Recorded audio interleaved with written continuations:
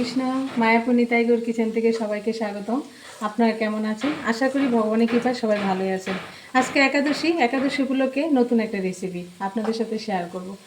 আজকে আমি শেয়ার করব একাদশী দিন বাচ্চাদের জন্য খাবারের খুবই সমস্যা হয়, তার জন্য আমি বাচ্চাদের যাতে একটু মুখরোচক এবং যাতে ওদের পেটটা ভরা থাকে সেরকম একটা রেসিপি শেয়ার করব।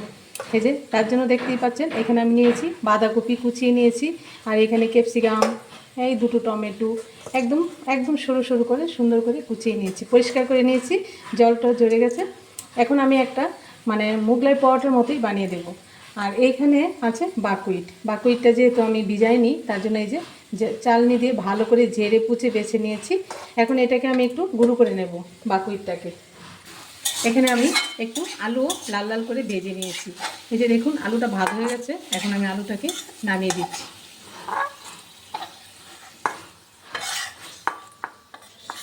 বাকুইটটাকে আমি গুঁড়ো করে নিয়েছি একদম স্মুথভাবে, একদম যাতে গুঁড়োটা ভালো হয়। এই দেখুন একদম দানা নেই, এরকম ভালোভাবে গুঁড়োটা করে নিতে হবে। এখন আমি কড়ার মধ্যে তেল আছে, এখন আমি এই যে একটা সবজি বানিয়ে নেব, তার জন্য তেল আছে, এর মধ্যে আমি এই যে কাঁচা লঙ্কা আর আদা কুচি দিয়ে দিচ্ছি। ভালো করে লঙ্কা আদাটাকে একটু ভেজে নিচ্ছি। আর এখানে যেই বাঁধাকপি, ক্যাপসিকাম, টমেটো আমি সব কিছু নিয়েছি সেটা দিয়ে দিচ্ছি।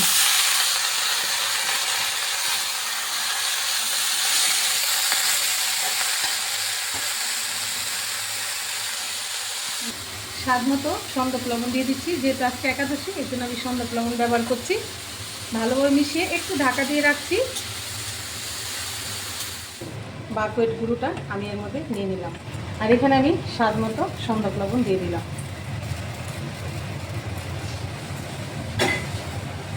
একটু জল দিয়ে একদম শুকনো করে এটা একটা ডো বানিয়ে নিচ্ছি।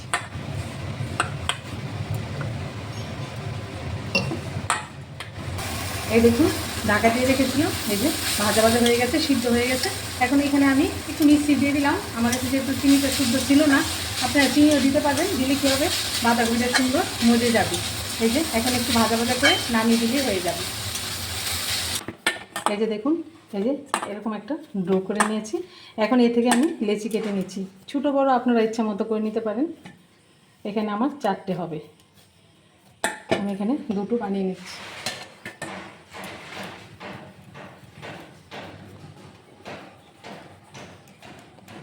এখানে আমি একটু গুঁড়ো নিয়ে বেলে নিচ্ছি।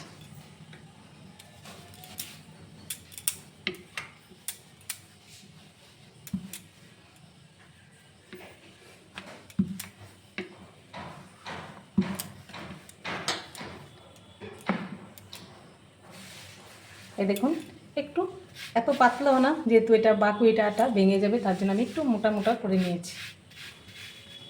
এই দেখুন এখানে আমি বাঁধাকপি এই যে একটা সবজি বানিয়ে নিয়েছি, সবজি বা পুর যাই একটা বানিয়ে নিয়েছি, এর মধ্যে দিয়ে দিলাম। আর এখানে যে আলু ভেজে নিয়েছি উপরে একটু আলু ভাজাও ছড়িয়ে দিলাম।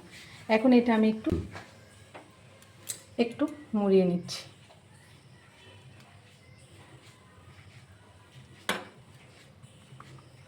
আর একটু জল নিয়ে এখানে আমি একটু এটার সাথে মিশিয়ে দিচ্ছি। আর এখানে একটু জল নিয়ে নিলাম, এটাকে মিশিয়ে দিলাম।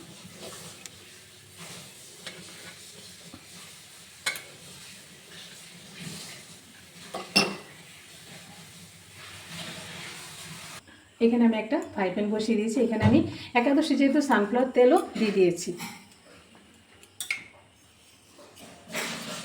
এখন আস্তে করে আমি এটাকে ছেড়ে দিচ্ছি, একদম অল্প আঁচে, একদম লো ফ্লেমে এটা ভেজে নিতে হবে লালচে করে। এটা আমি এখন আস্তে করে উল্টে দিচ্ছি, একটা খুন্তি আর একটা ঝাঁঝরি আটার সাহায্যে, নাহলে কিন্তু ভেঙে যাবে, আস্তে করেই করতে হবে। এখন এটা আমি লালচে করে ভেজে নিচ্ছি। এই দেখুন এইভাবে আমি আরেকটাও মোগলাই করে নিচ্ছি।